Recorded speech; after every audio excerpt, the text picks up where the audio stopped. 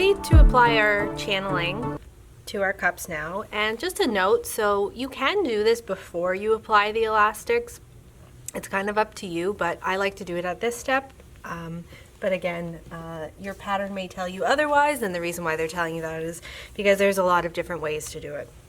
So we talked about our channeling before. So our channeling is straight unless you have that pre-curved stuff. So we are going to have to try and get this into a somewhat rounded shape. So the first thing I'm going to do is I'm going to lay my channeling along my cup line here.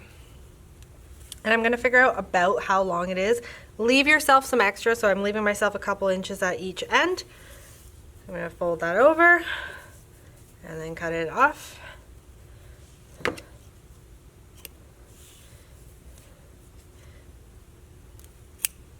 From here, we're going to use our iron and we're going to use some steam to get our channeling to curve. Just a note here, your iron, ideally at the lowest setting that you can while still having steam. So some irons will go all the way to the lowest setting and still have steam. Some will require you to have a little bit of heat. Depending on the channeling that you buy, some of it's 100% cotton, but most of it has some sort of synthetic component to it. This will melt. So make sure that you're using a low enough heat. If you have a little bit of channeling left here, you can go ahead and apply some heat to it and just make sure that you've not melted it. So I'm gonna go ahead and basically we're just trying to work our channeling here into a bit of that U shape. And it works quite nicely, and it actually happens pretty quickly. So generally I only need one pass, you might need two. But it doesn't have to be exactly the shape of our cup, but relatively in the shape of our cup. If you wanted to get it exact, you could mess around with it a little bit more, but once it's curved a little bit, it's going to work for our purposes. So now that I have that, I'll bring my bra back here. And so we're gonna go ahead and flip the rest of our bra away so that I'm just dealing here with the seam line, okay? From here, we're going to take our channeling and we're going to apply it. So what you will be doing is stitching to the outer edge of the cup, and so the outer edge of your channeling. If you have channeling like mine, which has seam guides on it, you can go ahead and use that side, and then that way you'll have some nice lines to follow here. So we're gonna go ahead and go back to a straight stitch, and we are going to stitch this around.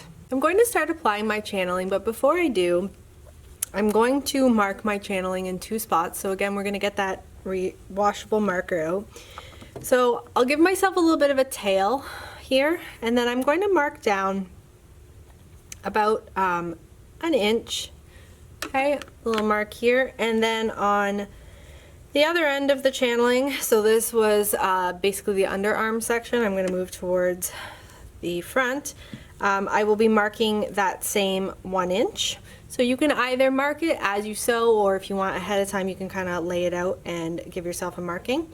So we're going to flip this section out here so that you're just working with that seam line. And since we already caught this in with our elastic, we can give it a little bit of a snip to make it a little bit simpler. So just below my seam line, I'll go ahead and just do a little snip.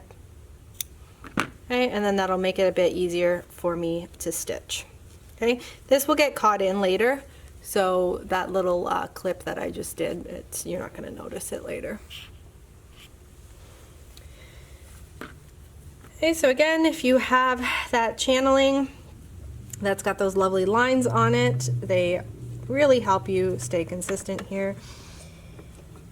And you can use that pin if you'd like, or I'm feeling adventurous today. I'll probably regret it later. I'm going to go without a pin.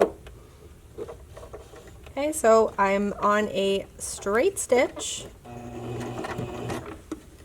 and as I'm going around this curve, I'm just continually readjusting and making sure I have nothing else underneath here, because I just want to get this seam line between the cup and the frame.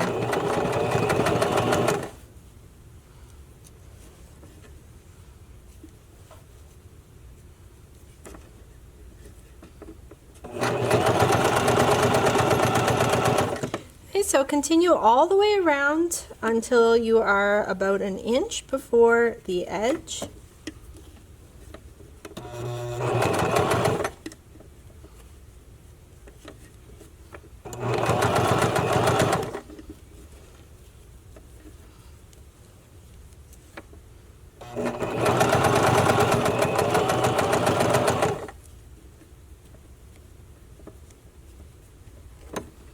And try to stay as consistent as you can.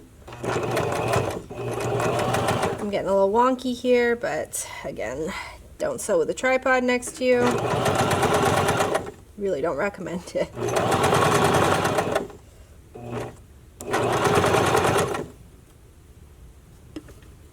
Okay, so at about this point, if I wanted to, I could go ahead and throw a mark in here if I think I'm going to forget and keep stitching all the way, which is a very likely possibility.